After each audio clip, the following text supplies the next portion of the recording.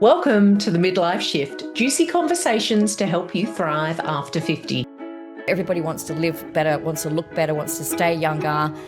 If we are talking about the future, there's nothing better you can do than to make sure that you've got some moolah. I can't stand the whole, oh no, I've got no regrets. Yeah. Really? Have you lived a life? Join us as we shake things up and talk about the things that matter and maybe a few things that don't.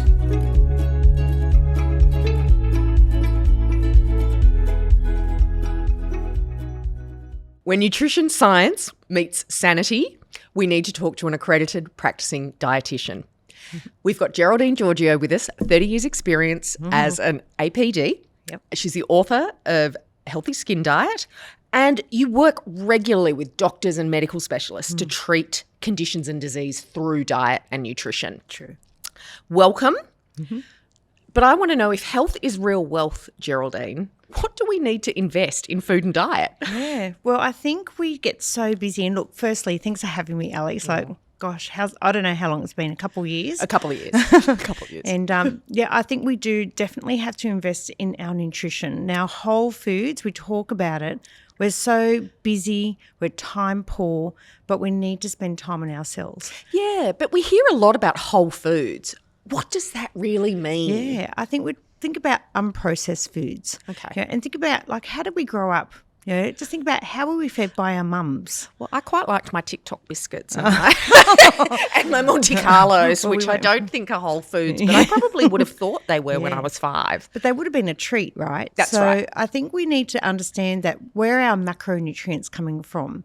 Fueling our car. Like, we've got to learn to drive our car. We've got to help the driver drive the car. So fuel it well.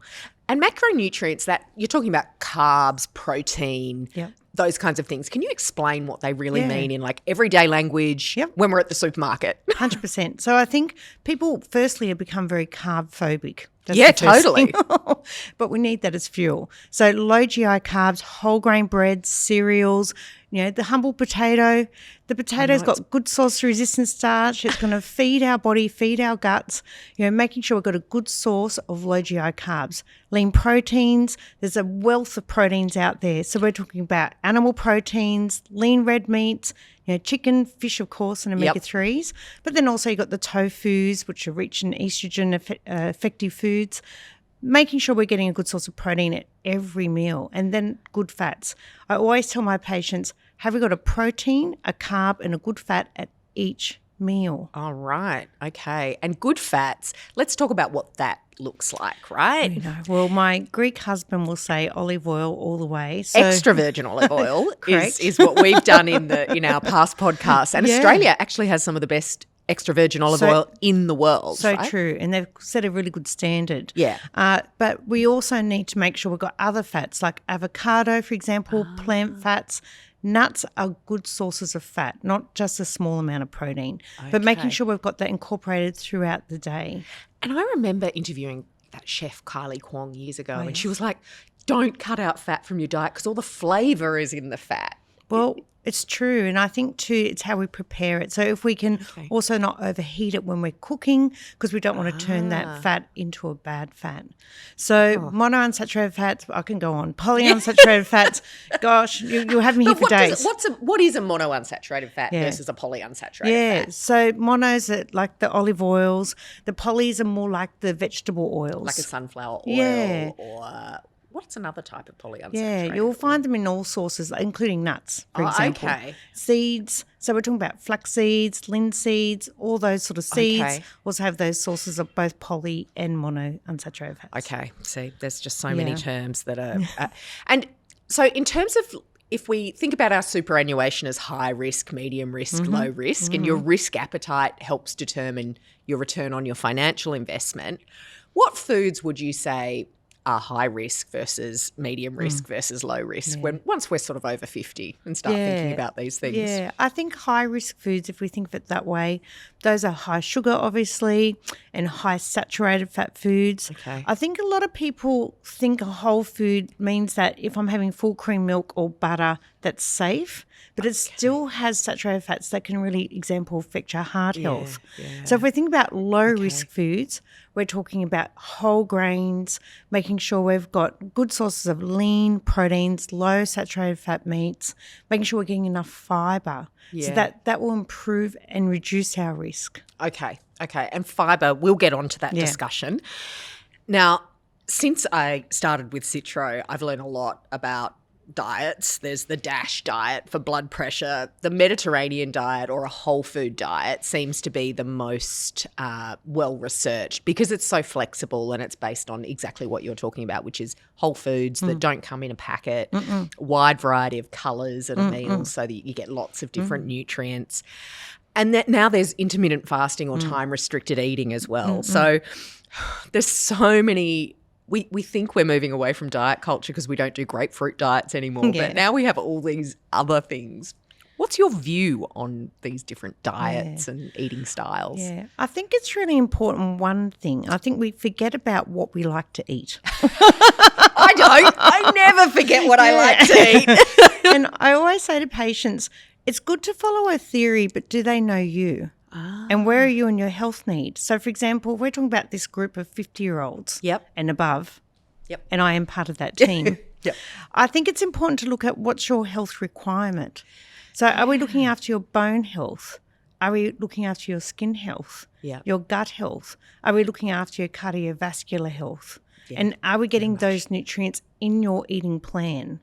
Yeah, okay. So I think for a lot of patients I'm seeing where they're doing this food restriction, they're delaying their meal times or maybe intermittent fasting, are we getting what you need for your nutrients, like I mentioned, your macro, your micro, and your grains and your fibres?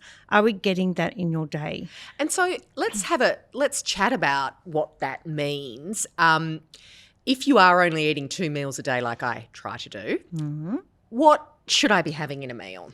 Yeah, so I would say, well, firstly, when you do decide to eat, you need to actually have 30 grams of fibre a day. Oh my God. So that's going to be a big task if you're only having 2 meals. 2 meals. So I'll be refining what you're doing with your food. I'll be looking at the amount of balance of protein and carb you're having at that meal time. So you're still managing to have that low GL to help that stable glucose release through your day. Because if you're not having that balance, your risk of then running out of glucose, having even hypoglycemia, which is a low glucose, you might find you'll get really tired. Sorry, Alex. I've been tired for years, Geraldine.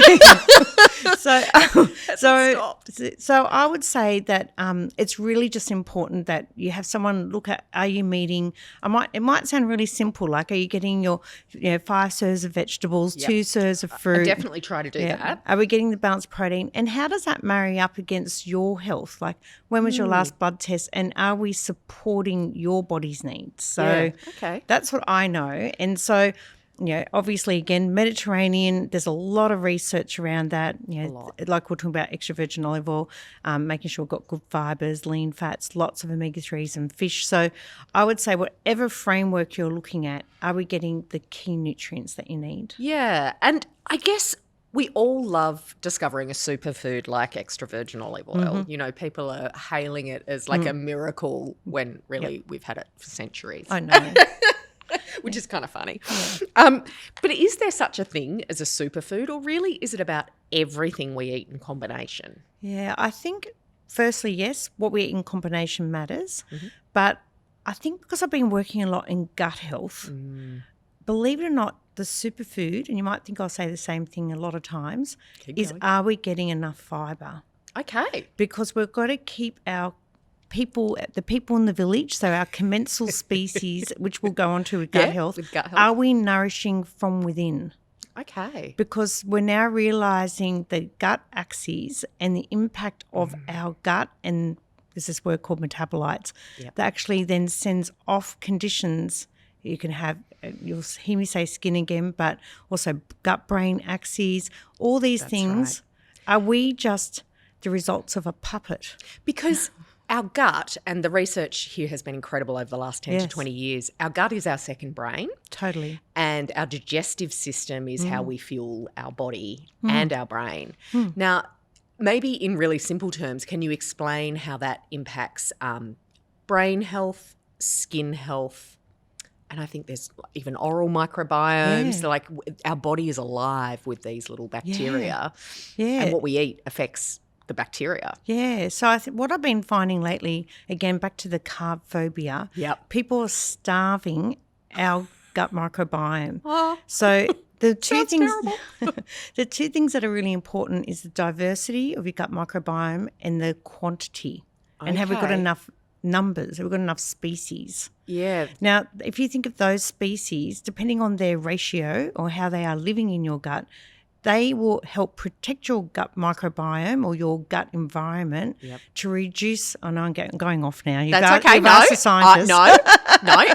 Because I think it's just hard for people to understand that there are Yeah. literally millions of different cultures is. living inside our body. Totally. And that's what the microbiome is. It's the interaction of all these different Yeah. bacteria that have good health effects. That's right. And dysbiosis is the scientific term, but that Correct. just means your bacteria aren't having a funky time, right? Well, they're having a little war in there.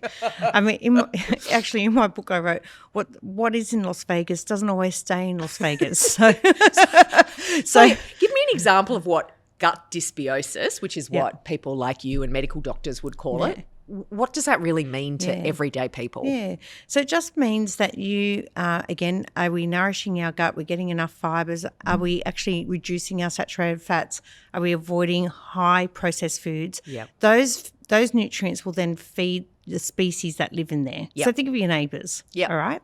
If your species aren't in the right ratio, which is the biosis or dysbiosis, then you may then have a metabolic effect that will have impact on your health.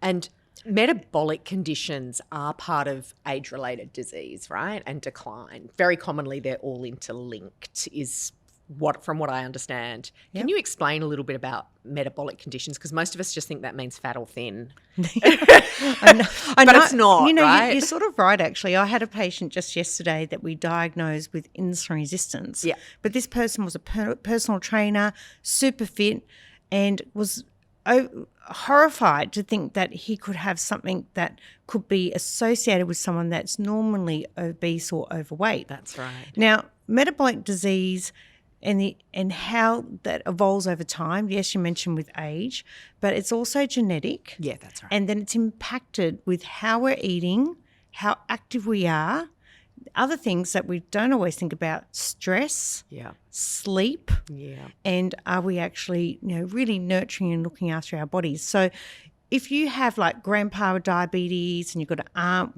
that's had a stroke, for example, sadly, you'll find that, you need to understand where you are in your metabolic health journey. And this is why it's really important. Like, we service our cars more than our bodies. We need to look at our logbook. Have we got any hints that there are changes? Yeah. When we're turning 50, for example, there are metabolic changes that we cannot control. Like what? So, for example, loss of estrogen. That little one. And that impact can then start having impact on your metabolism. Then the impact of the slowing of the metabolism, if you're not rectifying how you're eating and meeting your calorie need, and again the balance, then you might find you have this cascade effect. And then all of a sudden you wake up one day, you get flagged by the GP, and you go, right, you've got cholesterol coming, you've got signs of fatty liver. So these are impacts from an involvement of lifestyle developing into a metabolic disease. Yeah. So once again, it may not just show on the scales. That's right. It may show that you've got a change of intra-abdominal fat. So what happens is when we're going into menopause, we can actually have a change of our body shape from being a pear. Oh, I know that one. Yeah. Where's my booty gone? Yeah. To then maybe increasing this intra-abdominal fat or abdominal fat. And that can Belly change. fat is what the social media ads tell me it is. Yeah, I know, we're seeing I've it all got the tons of time. it, and those pictures are just horrific. No, not nice. So, and then you can change from 20 to 44% of just the change of storage of fat just around that midriff area unknowingly. So you might think, scars aren't really moving, but it's changing within. And that's because of the hormonal changes and effects and the decline of our hormones at menopause. And then the impact of that, we start having changes the way we metabolize proteins, we have a change in the way we metabolize fats, and a condition known as insulin resistance can start to evolve. Yep. And then just the act of making more insulin can then start creating more storage of fat. And then this octopus effect of cholesterol, fatty liver, lowering of your good cholesterol, which is HDL, so I can make it sound all grim. And then from there, Does sound pretty grim. you start showing a sign of a touch of sugar or diabetes. Yeah. The issue with that is we don't need to wait for a train wreck. Yeah, exactly. You know, we just need to start thinking, okay, my body is changing, my dietary needs are different. That's so right. we need to look at, well, what is my calorie need? Do I need to revise this? Because my metabolism or the engine is slowing down. And I mean, I've seen it written that we need less calories, but the reality is we also need more nutrition within less calories, which is kind of what makes it a bit of a head explosion. Like, how do you work that out? And I think that's why the Mediterranean diet becomes the go-to framework, because that's just so much easier to think of, right? It's you just eat unpackaged foods. Is sort of the easy way to think. And I think what I'm seeing, and again, this could be a whole other topic, what tools we're using to help our patients, but I'm finding that protein. Yeah, okay. So we need to make sure we're getting enough protein in our diet, because sarcopenia, which is loss of muscle, it really evolves at this time. That's right. Resistance exercise is also important, and I understand Michelle's been here, so she's our expert. But understanding that whole synergy of what am I doing, how am I moving my body, and protein. Are we getting enough good protein throughout the day to meet our protein need? And then making sure we're factoring that in. And what are some good ways to boost protein? So I know dietitians will talk a lot about lean meats, especially chicken. They love a bit of chicken breast, smoked salmon, you know, all those sorts of meaty sources. But a lot of people are trying to ease back on meat. How do you get enough protein if you do want to cut back on meat? Yeah, it's tricky. Yeah. I think what we really should be aiming for at least 30 plant foods even over a week. Wow. So one of those foods then will be tofu. I think tofu is very versatile. And tempeh, right? Beautiful, yep. There's other proteins on the market like corn, Quorn mince. That's a mycoprotein from the mushroom family, think of it that way. But I think, again, looking at the meals and the recipes that you use, and have you got enough protein combined into that meal? Yeah, it's really tough if you're trying to also get the 5 and 2, you know, fruit and veg in a day and the protein. Yeah. And in terms of carbs, though, which totally we've all become carb phobic. I now buy those low carb potatoes because they actually taste really good. Yeah. Especially when you put them in the air fryer. Yum. Yeah, they're quite delicious. But I'm just as much of a victim of that as everybody else, whereas the potato actually has a lot of magnesium and potassium. Like, it's got a lot of good stuff in it, yet we don't eat it as much as we should. How do you get that diversity without, you know, turning into someone who's literally in the kitchen all day? Yeah. Well, I think there's quick and easy ways to increase your, for example, vegetable intake. I mean, like you mentioned, those 25% less carb type potatoes. But, you know, in reference to, you know, you may work, I did a shopping tour the other day. I do shopping tours with my patients. Oh, do you? And so it's like finding Where's Wally. But we, and so I'm going through the fresh section, and you'll find there are even vegetables that are pre-packaged for you, which we know. Oh, yes. So there's no, I use those all the time. throwing those into meals, stir fries, you know, all those sort of things. But I think just, I don't know, I find that, yes, meal prep could be good. I always find if you try and make one meal, make sure it serves two, so you've got the meal that night and the next meal the next day at least. Yeah. You know, don't be scared of a sandwich, a wrap, you know, soups. I mean, we're going into winter, so soup weather, fantastic way of getting those vegetables in, those root vegetables as you're mentioning. Yep, exactly. And then in terms of sort of effectiveness of dietary approach to disease, given your interest in gut health, would you say that what's one of I suppose there isn't one simple hack. I think that's what you're kind of saying. But in terms of some of the effective ways food and intake can treat diseases and conditions, what would you put on the hierarchy of, consider this first to consider this least? So I'm talking about, everyone's obsessed with eliminating gluten just like they are eliminating carbs, right? We want to increase the protein we eat, which is also tricky. But what sort of tips, I guess, are at the top versus lower down? I think whatever theory diet you want to follow, and it might sound very basic, but is it balanced? Yeah, okay. Right? Like we need to make what meets a meal requirement. Yeah. Like, do we just eat yogurt or do for breakfast or for a morning tea, or do we make sure that yogurt's got a good source of protein? Okay. You're adding a carbohydrate in the form of a vegetable, and how can I add some extra fibre? So how would you do that if you wanted to have yogurt? Yeah, so very simple. I mean, I can talk about a recipe out of the book, but well, there's good recipes in it.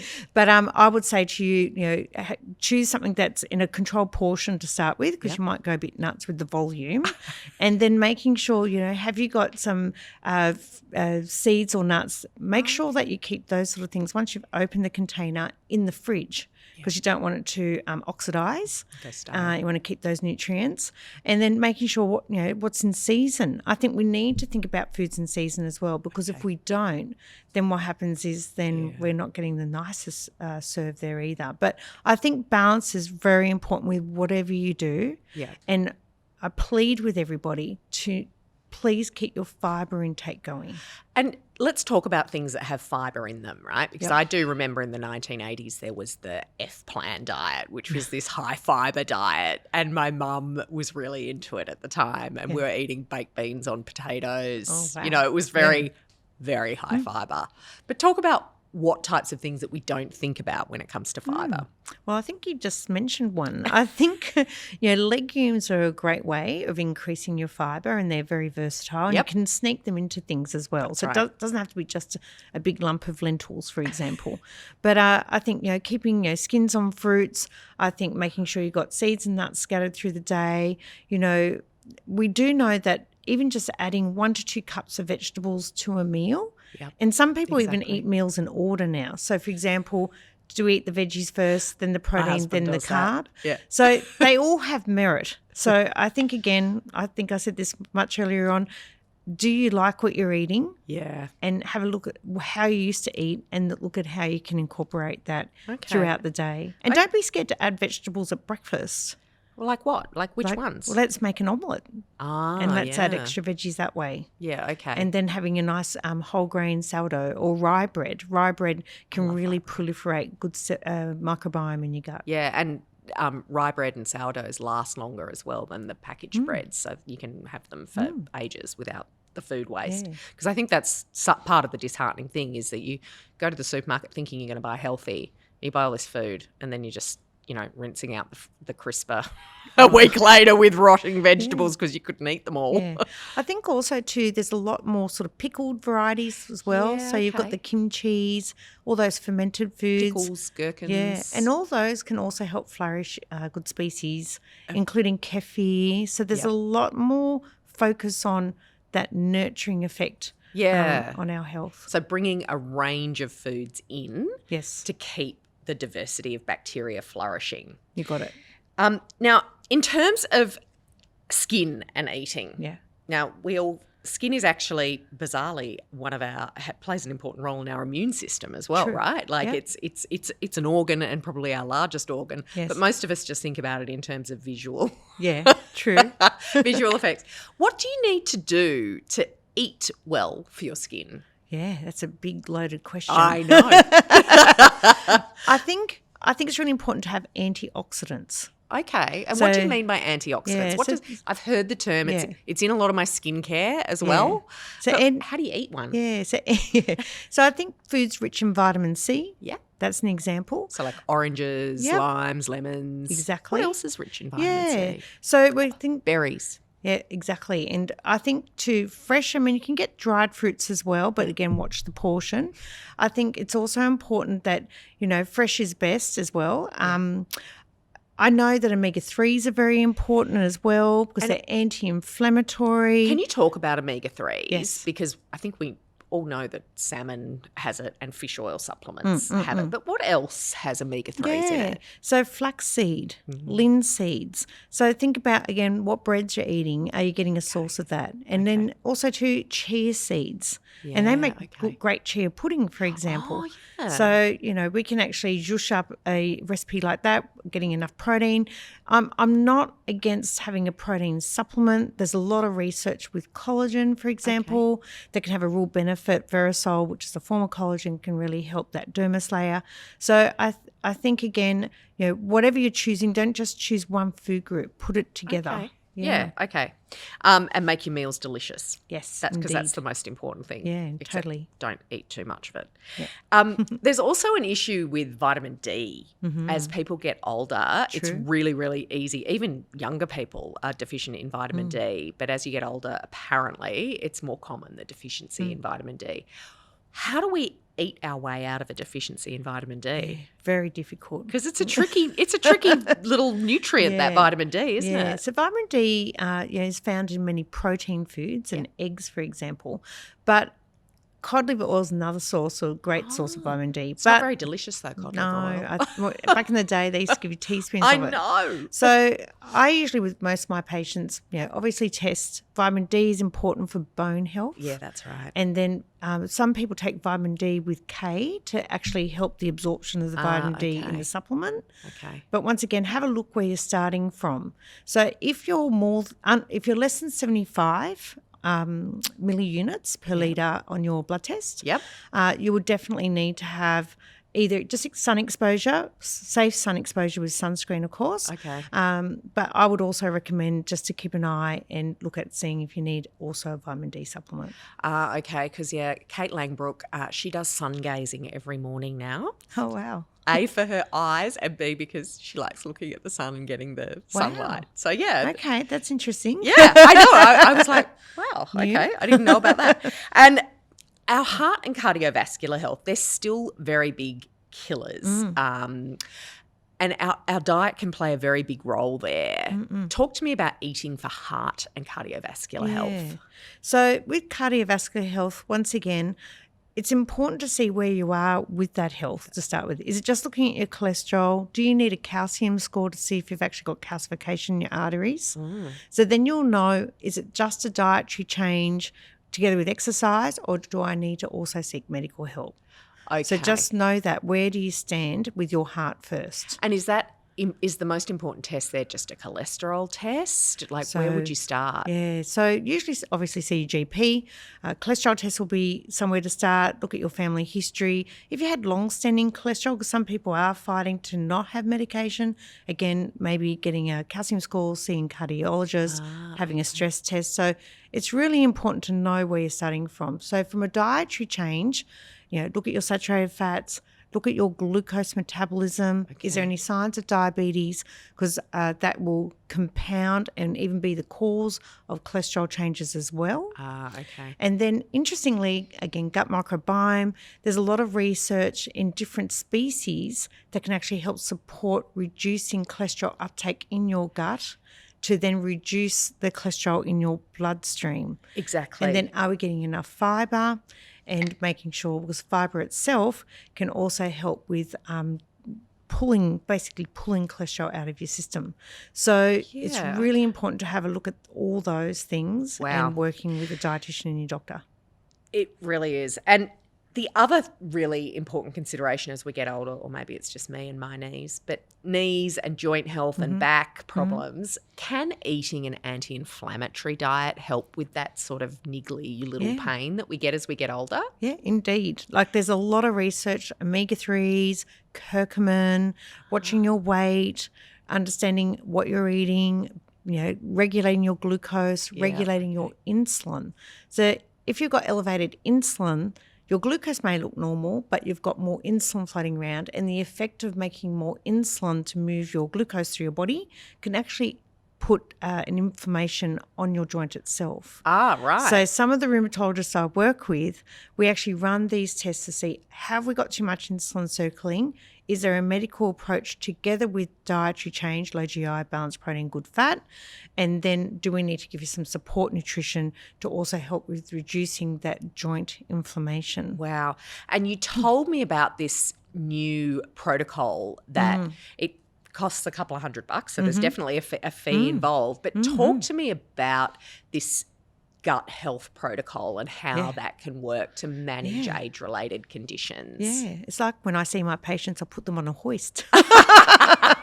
you go under the hood, so to speak. So we can actually now see like a window into your gut health, looking at your commensal species, looking to see if there's any pathogens and understanding if we need to, what fibres you need more of. Like there's a whole lot of food fibres, but there's also supplementation you might need to end up improving this if we find this dysbiosis or imbalance of your gut microbiome.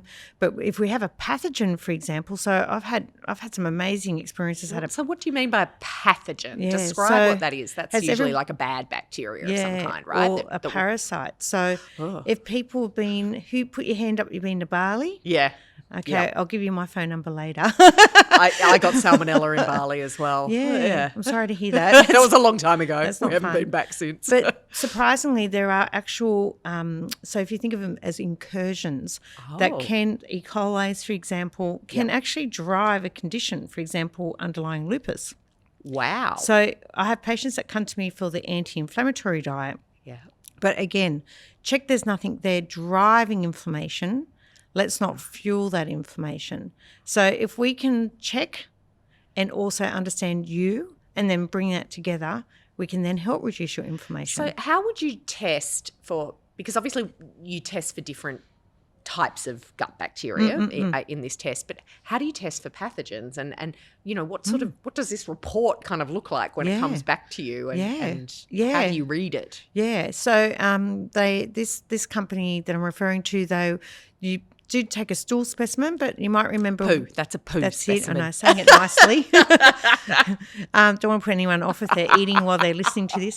But you also, with the COVID where we do the swab, there's also a swab test off the stool, off the toilet paper. Okay. And that gets sent away. Disgusting. And they actually have different measures, so they can actually see the pathogens together with what's actually present.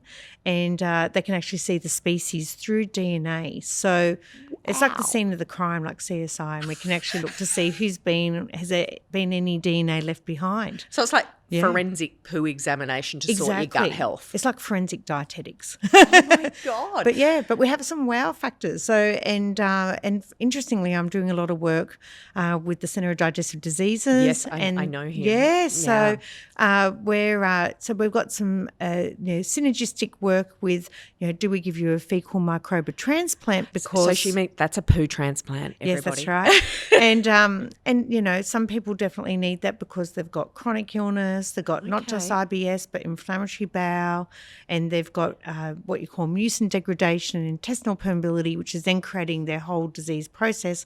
But once again, it's like planting a plant. Yeah. If you don't water it and feed it, then the FMT won't work itself either. So you need to work holistically and a multidisciplinary approach. Yeah. So we did a story for Citro about poo transplants. Oh, yes. And it's on the site. But Wonderful. it's fascinating Isn't that it? people can just have a little bit of healthy poo transplanted. You don't have to eat it. But it doesn't enter your body in a nice way. Yeah. But it can totally change their lives in some cases. It can do. And I think we're learning more and more as we right. are. So I think, again, it's very important to make sure we've got a good nutritional plan to support people through that process as well. And I mean, gut health doesn't just affect digestive processes. We talked a little bit about brain health, but there's some fascinating research coming out of Australian unis down in Victoria about gut health and psychiatry, food and mood. Completely. It's fascinating. Could you want to summarise that? for people and sort of talk it's about a what it big means? task, Yeah, but basically, again, what's happening within can actually affect your brain health. And then there's a condition even like visceral hypersensitivity, where you might be sensing that you do have gut pain and you feel like you're not well. But what's actually happening is because of the dysbiosis, you're getting more gut-brain messages that aren't really there. So you need to then, again, look at how you're going to nourish and understand what's actually happening. One of the jobs I work in, or areas I work in, is in gut motility.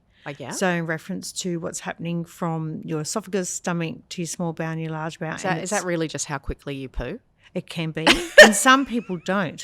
So then we need to understand what stopped that mechanism. Or the stomach doesn't release its contents, which is called gastroparesis. So again, this whole how the gut is communicating with the brain and the messages to actually function can really impact people. That's so interesting. So you need to then help hold their hand. There's a lot of work. You may have heard about hypnosis and other areas in reference to managing the gut-brain axes and understanding, because it's like you've had a sore foot. And then you notice you've had a sore foot, so you walked a different way. But what if the foot's healed, but you still feel like you've got a sore foot? So it's that message that you're getting that is a mixed message, and being able to turn that around. That's like my mixed message that tells me I always need chocolate, right? What's wrong with that? Well, that could be a glycemic thing, but anyway. it actually really might be. So in terms of ultra-processed foods, we're starting to hear and read a lot about ultra-processed foods. What's an ultra-processed food versus a regular processed food? Yeah, so those foods that have been so processed, they're high in trans fats, they're high in sugar, they're pretty much turned into not the original food. Are they? Give me some examples of what they might be in the supermarket. So it could be something like an ultra-processed food could be something like beef jerky, or something that's got lots of salt added and flavours, and it's not really a piece of meat anymore, if that makes sense. So it's chemically altered? It could be some of those artificially sweetened products that you're thinking, wow, it's got no calories, but it's so processed because it's had so many additives, flavours. I mean, a hint is look at the ingredients list. Yeah, okay. How many ingredients have been put in there. Yeah. So I think you need to ask, is this still really a food, or is this being manufactured to think I'm having something that's free of calories, free of sugar, but what have we done to it to make it that in that space? So often, I think what I'm hearing you say is that often we think it's a healthier choice because it might be low sugar or low fat or high protein, but really it's ultra processed. And in terms of our risk scale that we talked about, would they be high-risk foods? Yeah, they will be, because they're high salt, they've got lots of chemicals added. I think people get a false sense of fullness, but they're not getting the nutrition. Yeah, that's another food that comes to mind is using foods that are actually not very digestible. Like what? Like konjac root. Oh, yeah. I've used that. And konjac noodles. And I worry about that because some people can get what we call a bezoar, where it's actually a food that won't digest. Oh, what's this food? I've never heard of a bezoar. Bezoar. So some people, if their stomach's not working really well, or you've got a food that is not very digestible, think of when a cat coughs up a fur ball. So bezoars are like human fur balls. Food. Yeah. So you have to be really worried about some of the foods that if they are completely indigestible. Okay. Or are they very slow to digest? Yeah. Are they then also impacting and binding up the way you digest the other food you put with it? Oh, okay. Yeah, okay. That's really interesting. Isn't it? And there's a lot of people, for example, that might be having a fibre supplement because they're trying to look after their bowels. Yeah, like Metamucil or something like that. That's fibre might be binding up the nutrients that you've just eaten. So then you won't absorb your iron. So, Geraldine. Yeah, I know. So you've got to be really mindful. You could be doing too much of a good thing. Yeah. And it's all about when. And I definitely read in a new piece of research came out about supplement overload, because we all think a supplement will just immediately help us be healthy, and I take it as an insurance policy. But sometimes you're getting too much of something by combining your supplements. Well, and one of the nutrients that we've found that can be quite toxic is vitamin B6. Oh. So there's been a TGA warning to really look at your B6 and are you overlapping with that in all your vitamins, because if that elevates in your bloodstream, it can lead to a condition called peripheral neuropathy. So what does that mean? So you basically start to lose feeling. Feel your feet and your fingers, and if left over time, it can be damaging. So, oh my gosh. Yeah, and that was actually something that I'm seeing a lot of. So even, again, when I put the patient on the hoist and do the bloods and see if we've got to do a stools test and whatever else working with the doctor, I find that some people might come and go, I think I've got B12 deficiency because I'm getting these symptoms, but it's actually that they're toxic with B6. So it's really important that seek advice, make sure if you are taking vitamins, cross-check them with people. Yeah, people that are expert, not just the person that's selling it off the shelf. Yeah. Get expert opinion.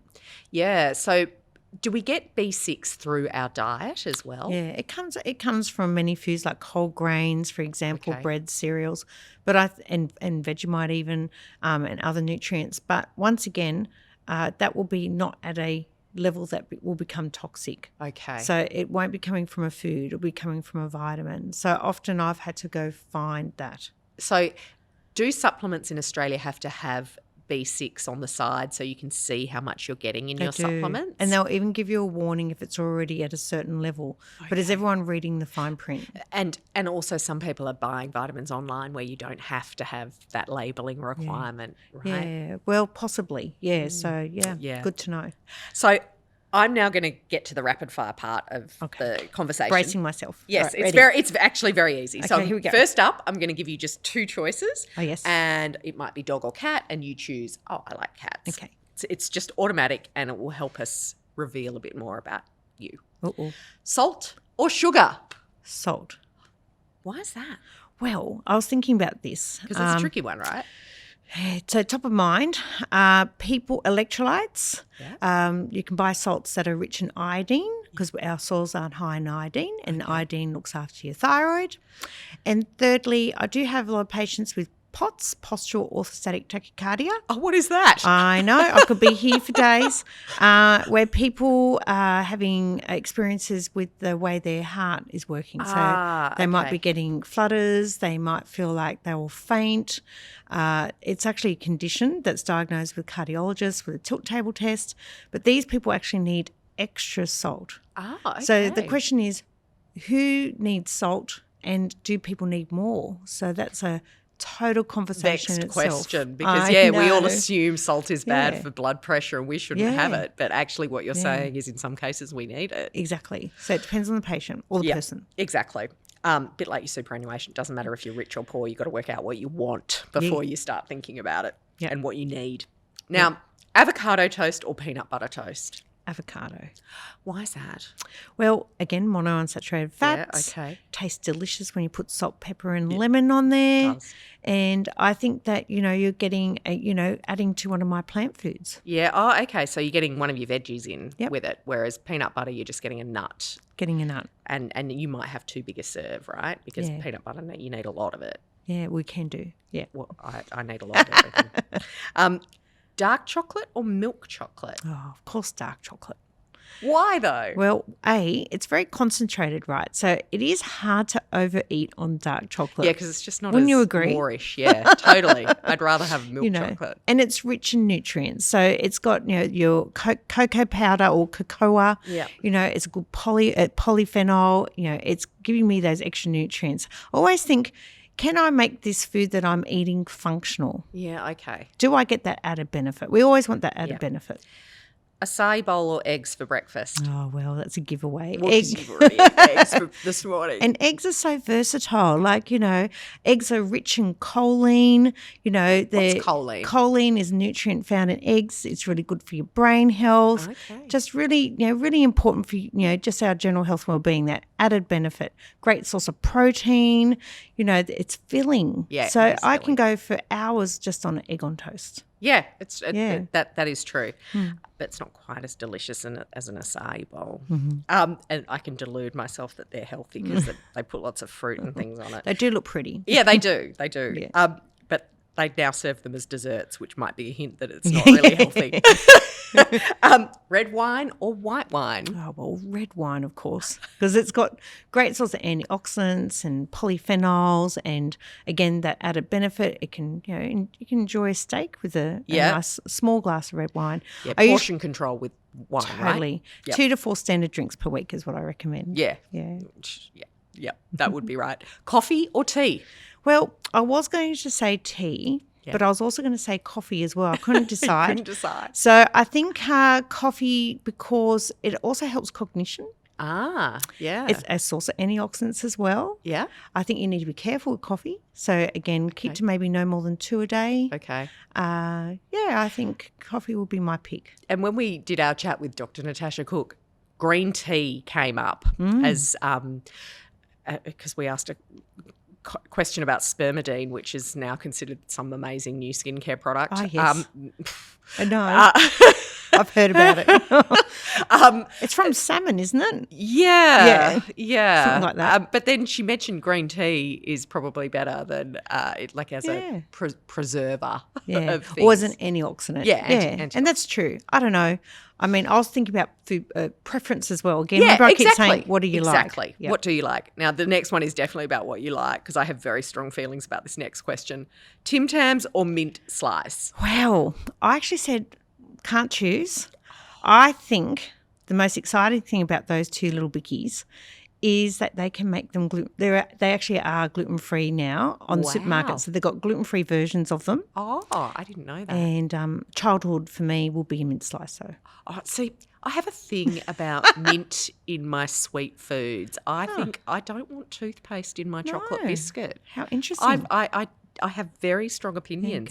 And I've met people that definitely love the mint slice over the Tim Tam, and I'm like, that's an atrocity. That's not right. The Tim you might get a breath freshener at the same time. But again, portion control. Totally. Yeah. You can find them gluten-free, which is exciting. Well, it is exciting. And my mum has developed IBS as she's gotten older, and so she's only become gluten intolerant is technically the term, and she's on a FODMAP eating plan. Right. I'm like hoping that's not in my gene pool. I couldn't think of anything worse. And there could be a whole topic about that, because there's 4 categories about gluten sensitivity now. Oh my God. So you've got the celiac, you've got the wheat allergy, you've got the IBS, and you've also got the non-celiac gluten sensitivity. Wow. And I know you do cover that in the book. You cover pieces of that. Cook at home or eat out? Well, that was a bit tricky. Like, who doesn't love going out for dinner? Exactly. Makes food a pleasure. It does. But I do enjoy cooking. So I thought, if I was to eat at home, and what would be my favourite meal to cook, I'd most probably go with something like even just a chicken and vegetable soup. Okay. Because it's therapeutic. You chop, chop, chop, chop, chop, and you can always have leftovers next day, and it lasts a couple of days. So that's very true. Chocolate or ice cream? I would still go with chocolate, just because if I'm choosing dark chocolate, then I'll mostly control my portion. Yeah, okay. And you'll get that sweet treat or that sense of it. Oh, you're very good. You see, of course, dietitians are always like the role models. But you didn't ask me about hot chips. Are they your weakness, hot chips? So true, but again, they've got to be good ones and homemade all the way. You like them homemade? Oh, see, that's why I really like those low-carb potatoes. If you microwave them first to get them a little bit soft and then do them in the air fryer, you don't even need a fat, and they crisp up. Delicious. Oh, my God, they're so good. There you go. I didn't realise a low-carb potato could taste so unhealthy. It's good. It's really good. Now, I'm going to ask you some questions to reveal a bit more about your food choices, because you know so much. All right. I know you've just revealed this. I'm going to ask you, what did you last eat? But maybe tell us what you last ate for dinner, because we know what you had for breakfast. So for dinner, the last thing I ate was steak. Steak? Yes. And what do you serve that with? So I had that with a little rocket salad. Yeah? How do you make your rocket salad? So I just have some balsamic vinegar, a bit of shaved parmesan on there, and then I just had some baked potato. Oh, wow. Yeah. And is that a balanced meal according to an accredited practicing dietitian? It is from the balance of protein, carb and a good fat. And I had extra virgin olive oil on my rocket salad. Excellent. Your favourite cookbook? Well, I was going to say, I have written a couple, and I was going to say Australian Healthy Skin Diet, of course. However, growing up, well, actually, more so since being married, I married a Greek man. Yes. And there's this cookbook that I love called Tesmelos. I love that cookbook. Middle Eastern cookery book. Oh, I don't have a Middle Eastern one. I've got a Greek one. Yeah, so that covers everybody. So it's got Greek and Cypriot in there because my mother-in-law's Greek, father-in-law's Cypriot. So I had to keep everyone happy.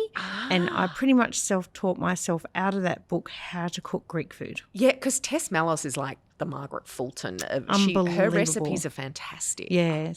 My best friend is half Greek, and she gave me that cookbook when I turned 21 for my housewarming present. There you go. And I've still got it. There you go. So that's showing age. It's got a lot of food splatters on it, that cookbook. But it does have the best sort of Greek lamb casserole recipes. Like they're all just called something really simple, right? There's nothing and fancy. phonetically spelt. Correct. So you can say it the Greek way too. Yeah.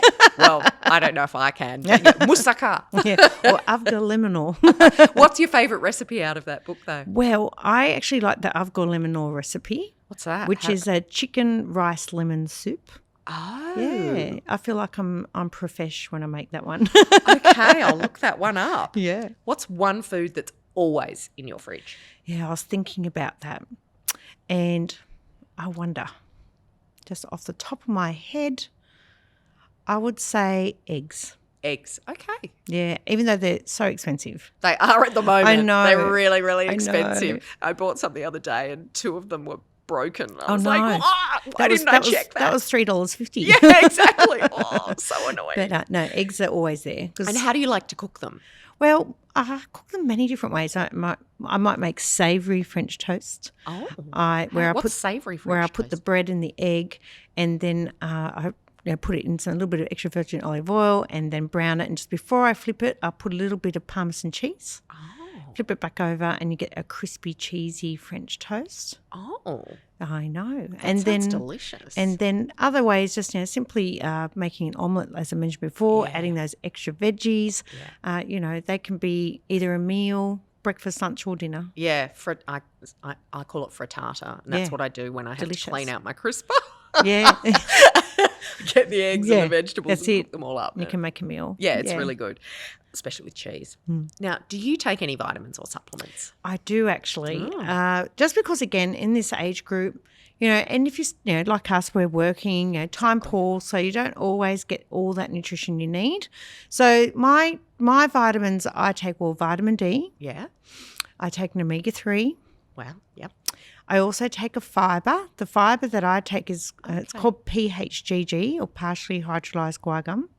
People think I'm talking about myself because it's GG. I know. I've never heard of that. Yeah, so that's like, again, a functional fibre. So it's not the psyllium husk? No, it's a soluble fibre, but it helps nourishing your gut. And it's just from research and knowing that there are some good fibres out there. And what's it called again? Say it again. If you remember, PHGG. For GG, for Geraldine Georgeou. That's it, Geraldine Georgeou. PHGG. And do you just get that anywhere you get normal fibre supplements? You may find it more in a sort of a health food store.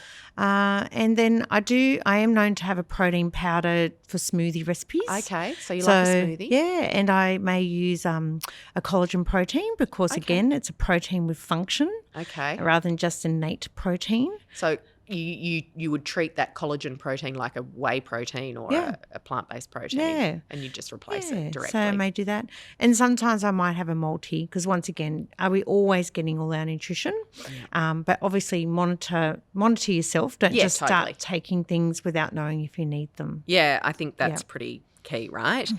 And in terms of you're tired, you've gotten home from work and you've got to cook a meal, what's your quickest and easiest go-to meal? Yeah, I was thinking, again, you might think I say the same thing 100 times. If I'm really time poor, out will that omelette will be, like you said, look in the crisper. It might be just making, I might have some protein of some kind. Like it doesn't take long to just quickly heat up, a piece of steak or some lamb cutlets or something like that. Okay. And doing a little side of some, asparagus or something like that. And if I don't have a carb vegetable, then maybe I'll finish with a piece of fruit. Okay. Because sometimes too, as you may, and I'm sure everyone listening, they might notice this, that, you're hungry, a meal might have been 5-6 hours ago, and you get that sweet sort of feeling. Yep. So then you can have a piece of fruit after it and maybe even a dollop of yogurt, because once again, every time you have a carb, always chase it with a protein. So, to keep that steady glucose response. So when I last worked with you, I discovered this Farmers Union vanilla yogurt. Oh, yes. Oh, my gosh. It's just so delicious. It tastes like ice cream, but surely it can't be good for me, can it? Yeah. Well, it can be. It's going to have its natural probiotic benefit, but I think there's also some protein-boosted Farmers Union yogurts out there as well. So, Yeah, so, I've seen a lot of those now. So you recommend the protein-boosted yogurts? Yes, I do. Yeah. Especially if you're over 50, because 30 grams of protein at every meal. Oh, my gosh. How are you gonna, it could be very hard. It's quite hard to do. Yeah, especially if you're only eating 2 meals a day. I know. She's shaming me. Not at all. Not at all. It's all right. We'll have a chat later. It's okay. I agree. It is really difficult. And what foods do you crave? Like, we talked about your dark chocolate because you're a good dietitian. I don't know. I'm a bit more of a savoury sort of person. Yeah, okay. You know, and sometimes I think, there's nothing better than like a little cheese board, right? But then how do you eat something like that and not have all that saturated fat? So, you know, I love that figs are in season at the moment. Oh, yeah, I love figs. And you can get like these little blue cheesy type things that are in small portions. Yes, so maybe I've seen having those. one of those on a little half fig, you know, it sort of makes you sweet and savoury at the same time. Oh, okay. But there's nothing better than just having and making a little charcuterie, you know, get some cut up carrot, get some cucumber, just so you don't go back for more. Yeah, But again, okay. you know, because, you know, obviously it's a little bit higher in saturated fat. But, you know, I think it's also nice. There's so many different types of dips out there and vegetable dips, and there's nothing better than just even getting a little plate together and pop some hummus and some crackers. And hummus is a divisive topic in my circle of friends, because what's the best hummus? Like, we have found, and we argue till the cows come home, one likes Yumi's and another one likes the Aldi version of hummus, and I'm like, I'm suspecting they're the same brand, right? Because possibly. I just look at the obviously ingredients. Yeah. Less ingredients, better. Okay. So you choose the least processed. Indeed. And I just, you know, and I think also sometimes just making sure you don't be careful of the huge pot. I've been known to love and a pot. try and put your portion out, because before you know it, you might eat the whole thing. And we all know what happens if you eat too many chickpeas in one go. So yeah, we won't. So go you may back not to have those friends. conversations. Yeah. And in terms of healthy snacks, so I know most dietitians, they talk about balance in terms of the variety, 5 and 2, but you will often talk about 3 meals a day with 2 snacks as well. Yeah. Talk to me about those snack options. Yeah. So, well, like I described a minute ago, like cut up veggies with a dip, you know, vegetable dip, maybe a slice of reduced fat cheese. That could be a nice little combo with some whole grain crackers. Okay. There's nothing wrong with having a piece of toast, grainy bread with a bit of peanut butter and a cup of tea, that green tea we were talking about before. Yeah, okay. You know, that could be a really good snack.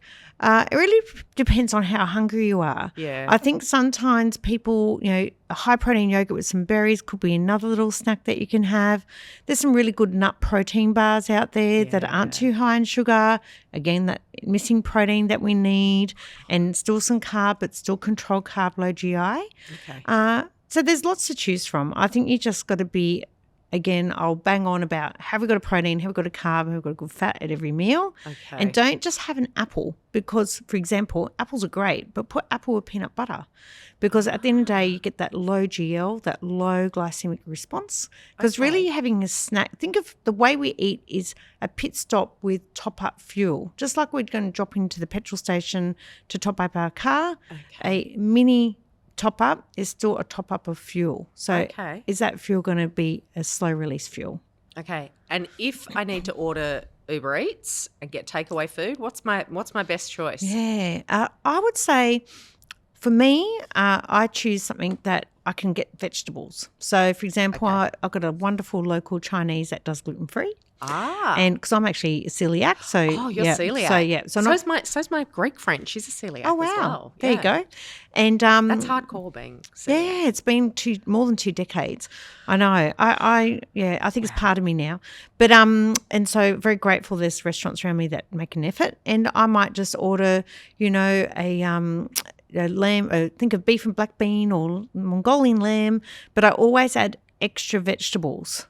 Or I get another vegetable side dish and also add some tofu to that. Okay. And so then the rice portion will be small. And again, I've got little protein veggie combos. Yep. And then I've got that extra bit of carb. And I order enough so I've got leftovers next day, of course. Yeah, I always do that too. But do you say, what type of rice would you eat that with? Well, they won't have – I usually recommend basmati, Yeah. Basmati whole grain or usual basmati rice. They won't have that. But again, the portions, about half a cup. It's so tiny, half a cup. That's why we ask for extra vegetables. Excellent. Well, we're going to draw this to a close. I will say I have cooked recipes from this Healthy Skin Diet book and they are really delicious. Oh, thank you. They're very yummy. And the information in there it's eye-opening and surprising. Like it's not just your usual go-to stuff. So I really thank you for sharing your wisdom with us today. Thank you. And you'll find everything on the Midlife Shift. Beautiful. Subscribe and follow. And thank you again. Thank you so much, Alex. See ya. The Midlife Shift is hosted by Alex Brooks and produced by Bron Mandil. Music by Shinto, production by Wisecast Studios, published by Citro in Sydney, Australia.